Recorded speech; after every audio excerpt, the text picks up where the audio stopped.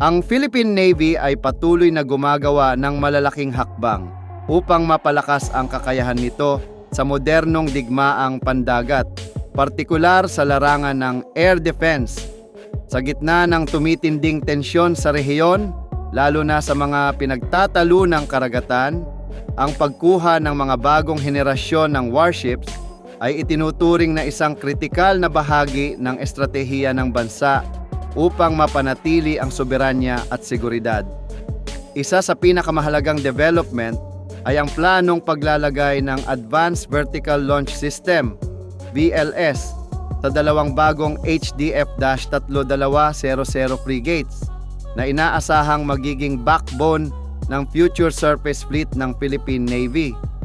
Ang VLS ay isang makabagong sistema na nagbibigay daan sa mabilis at sabayang paglulunsad ng iba't ibang uri ng missiles, kabilang ang KSAAM, na kilala rin bilang Korean Ship-Based Air Defense Missile System. Ang kontrata para sa dalawang barkong ito ay nilagdaan noong Disyembre 2025 sa HD Hyundai Heavy Industries, isa sa pinakamalaking shipbuilding companies sa buong mundo. Sa ilalim ng kasunduang ito, ang Pilipinas ay makakakuha ng 23,200 ton guided missile frigates na inaasahang maihahatid bago ang taong 2029. Ang proyektong ito ay bahagi ng AFP Modernization Program Horizon 3 na nakatuon sa pag-upgrade ng kakayahan ng Armed Forces of the Philippines upang makasabay sa modernong hamon sa seguridad.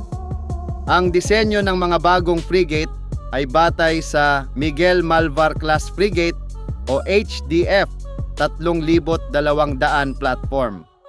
Ang klase ng barkong ito ay mayroong 16 na cell VLS architecture na nagbibigay ng flexibility para sa integrasyon ng iba't ibang uri ng surface-to-air missiles depende sa operational requirements. Bukod sa air defense, ang mga barkong ito ay inaasahan ding magkakaroon ng advanced radar system, combat management systems, at anti-submarine warfare capabilities na magpapalawak sa kanilang operational versatility. Mahalaga ring banggitin na ang mga naunang bersyon ng parehong disenyo ay nakapag-integrate na ng mga missile system tulad ng VL-MICA, isang European-made air defense missile na kayang tumugon sa iba't ibang uri ng aerial threats. Ang kakayahang ito ay isang malaking pag-unlad mula sa mga mas lumang barko ng Philippine Navy na kadalasang umaasa lamang sa short-range defense systems at wala pang integrated missile-based air defense.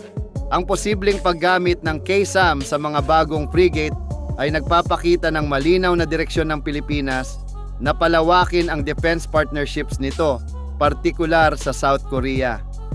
Sa mga nakaraang taon, naging aktibo ang South Korea sa pagbibigay ng military hardware sa Pilipinas, kabilang ang mga barko, eroplano, at iba pang defense systems.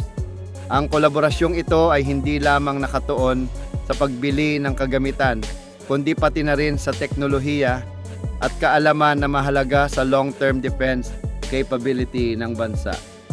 Kapag operational na ang mga HDF 3,200 frigates na ito ay magbibigay ng tinatawag na layered air defense. Ibig sabihin, kaya nilang harapin ang iba't ibang uri ng banta sa iba't ibang distansya, mula sa long-range missiles hanggang sa mas malapit na banta gaya ng drones at low-flying aircraft. Ang ganitong kakayahan ay kritikal sa modern naval warfare, kung saan ang mga banta mula sa himpapawid ay nagiging mas mabilis, mas sopistikado, at mas mahirap pigilan. Bukod sa pagpapalakas ng depensa, ang pagkakaroon ng advanced air defense systems ay nagsisilbi ring deterrent laban sa potensyal na agresyon. Sa pamamagitan ng pagpapakita ng kakayahang ipagtanggol ang sarili, mas napapalakas ng Pilipinas ang posisyon nito sa rehiyon at nababawasan ang posibilidad ng direktang komprontasyon. Sa kabuuan, ang pagkuha ng dalawang HDF 3,200 frigates na may advanced VLS at KSAAM system ay hindi lamang simpleng modernization effort, ito ay isang strategic investment sa seguridad ng bansa na magbibigay sa Philippine Navy ng kakayahang makipagsabayan sa mas advanced na puwersang pandagat sa rehiyon. Sa paglipas ng panahon, ang mga barkong ito ay inaasahang magiging simbolo ng isang mas modern, mas handa at mas matatag na depensa ng Pilipinas sa dagat.